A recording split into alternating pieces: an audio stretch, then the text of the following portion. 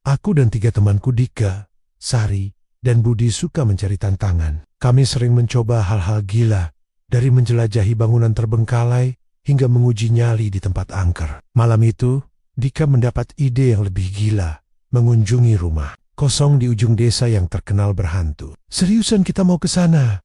tanya Sari ragu. "Ayolah, cuma bentar doang," bujuk Dika. Budi menambahkan, "Kalau takut, bisa tunggu di luar." Sari melotot ke arahnya. "Aku nggak takut, aku cuma nggak yakin ini ide bagus." Kami berjalan menyusuri jalan setapak yang sepi. Rumah itu sudah terlihat dari kejauhan besar, tua, dan gelap, seolah menunggu kami datang. Jendelanya pecah, dindingnya dipenuhi lumut dan cat yang mengelupas. Pohon besar di halaman depan menjulang tinggi. Cabang-cabangnya seperti tangan raksasa yang siap mencengkeram siapapun yang mendekat. Sampai di depan pintu kami berhenti. Angin malam berhembus, membawa bau tanah basah dan kayu lapuk. Aku bisa merasakan desakan aneh di dadaku, seolah tubuhku memperingatkan untuk tidak masuk. Dika menyentuh gagang pintu. "Kita masuk." Aku menelan ludah. Saat tangannya mendorong pintu, kayu yang berat itu, terdengar suara berderit panjang, seperti rintihan seseorang yang tidak ingin kami ada di sini. Kami melangkah, masuk. Udara di dalam rumah terasa lebih dingin dibandingkan di luar, dan baunya seperti debu bercampur dengan sesuatu yang membusuk. Senter Dika menyapu ruangan utama. Lantainya penuh debu, dengan jejak kaki yang tak jelas berasal. Dari sofa tua berdebu ada di tengah ruangan, dengan meja kecil yang kakinya hampir patah. Di dinding, tergantung lukisan seorang pria tua dengan tatapan tajam yang terasa mengikuti gerakan kami. "Ini lebih seram dari yang gue bayangkan," bisik Sari. "Ada yang mau naik ke atas?" tanya Budi. Suaranya berusaha terdengar santai, tapi aku bisa menangkap nada gugup di dalamnya. "Kita cek bawah dulu," jawab Dika. Kami berjalan lebih dalam. Sedikit. Langkah menimbulkan bunyi berderit yang menggema di seluruh rumah. Aku melihat ke sudut ruangan dan tiba-tiba merasakan sesuatu, seperti ada yang mengintip dari balik lemari tua di pojok. "Dengar nggak?" bisik Sari tiba-tiba. Kami semua diam. Hanya ada suara napas kami sendiri. "Lihat ini," kata Budi pelan, menunjuk ke lantai di dekat tangga. Ada jejak kaki kecil di debu, seperti milik seorang anak. Tiba-tiba, dari lantai atas terdengar suara langkah kaki. Kami membeku. Suara itu tidak hanya sekali. Langkah-langkah itu berjalan pelan, lalu berhenti.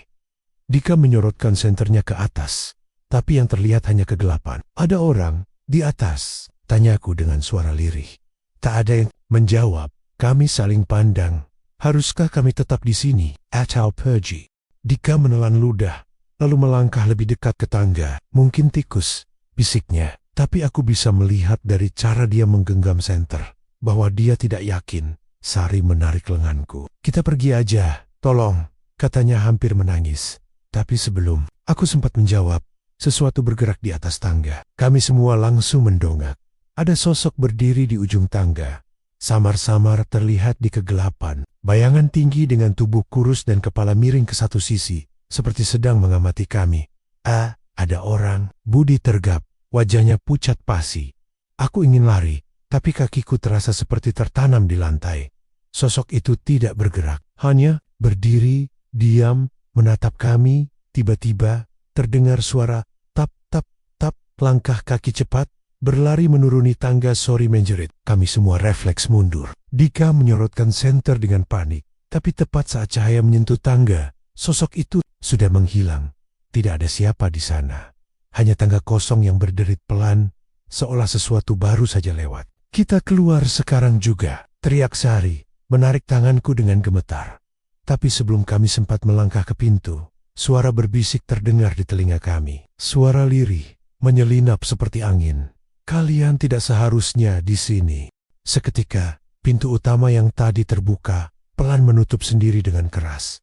"Brak!" Sari menjerit lagi. Budi berlari ke pintu dan mencoba membukanya, tapi tidak bisa. "Terkunci! Pintu ini nggak bisa dibuka!" teriaknya panik.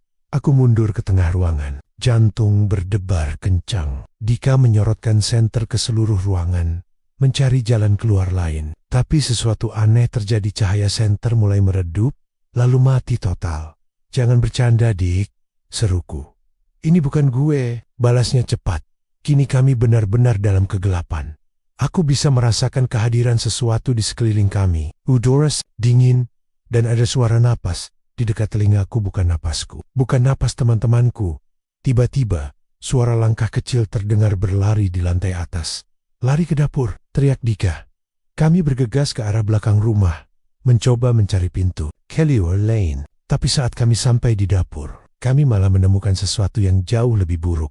Di tengah ruangan, berdiri sosok anak kecil, kulitnya pucat, matanya hitam pekat, dan senyumnya terlalu lebar untuk ukuran wajah manusia. Dia menoleh perlahan ke arah kami. Kenapa kalian datang ke rumahku? Tanyanya dengan suara datar, nyaris seperti bukan suara manusia. Kami tidak bisa menjawab, tidak bisa bergerak. Sosok itu melangkah maju. Dika yang pertama bereaksi. Dia menarik tangan Budi dan berteriak, "Ke jendela!" Cepat, Budi langsung menghantam kaca jendela dengan siku. Keras, kaca pecah, menciptakan jalan keluar. Tanpa pikir panjang, kami berempat langsung berlari keluar. Tapi saat aku melompati jendela, aku sempat menoleh ke belakang. Dan apa yang kulihat akan terus menghantuiku selamanya. Sosok anak itu masih berdiri di tengah dapur, menatap kami pergi. Tapi kali ini, dia tidak sendiri. Di belakangnya muncul sosok-sosok lain. Bayangan hitam dengan mata kosong, berdiri diam di sudut ruangan. Mereka hanya menatap kami, seolah kecewa karena kami berhasil kabur. Begitu kaki kami menyentuh tanah di luar, kami langsung berlari tanpa menoleh lagi. Kami terus berlari sampai ke jalan besar, sampai napas kami tersengal dan keringat membasahi tubuh kami. Saat akhirnya kami berhenti, kami menoleh ke arah rumah itu. Rumah itu masih di sana, sepi, sunyi, seolah tidak pernah terjadi apa-apa. Kami saling berpandangan tanpa berkata apa-apa. Kami tahu satu hal, kami tidak akan pernah kembali ke rumah itu lagi. Tapi sejak malam itu, kami semua mulai mengalami mimpi buruk yang sama. Bayangan anak kecil yang berdiri di ujung tempat tidur, tersenyum. Setelah kejadian mengerikan di rumah kosong, kami berlari tanpa henti hingga keluar dari gerbang desa. Nafas tersengal, kaki gemetar, dan pikiran kami kacau. Tidak ada yang berani bicara sepanjang perjalanan pulang. Aku pikir semua sudah berakhir, tapi malam itu sesuatu terjadi.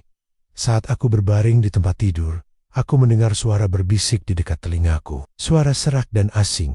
Kau sudah masuk ke rumahku, sekarang aku masuk ke rumahmu. Jantungku berdegup kencang. Aku menoleh ke samping, tidak ada siapa-siapa. Tapi jendela kamarku yang tadi tertutup, kini sedikit terbuka. Angin dingin berhembus masuk, membawa bau kayu lapuk. Persis seperti di rumah kosong itu. Aku mencoba menenangkan diri. Hanya halusinasi, bisikku. Lalu ponselku bergetar. Ada pesan dari grup kami. Dika, gue dengar suara aneh di rumah gue. Lo semiwe amon. Sari, ada yang ketok-ketok jendela kamar gue dari tadi. Padahal gue di lantai 2, Budi. Temen-temen, tadi gue lihat sesuatu di sudut kamar gue. Kayak bayangan hitam. Sekarang dia ngeliatin gue. Aku menelan ludah. Tanggin, gemetar saat aku mengetik pesan balasan. Gue juga ngerasain sesuatu. Kayak ada yang ngikutin kita dari rumah itu. Tiba-tiba listrik di kamarku mati. Jelek total. Ponselku bergetar lagi. Satu pesan terakhir masuk. Nomor tidak dikenal. Kalian pikir bisa pergi? Rumah itu tidak pernah kosong. Dan sekarang, rumah kalian juga tidak. Layar ponselku mendadak padam. Dan di kegelapan, aku mendengar suara langkah.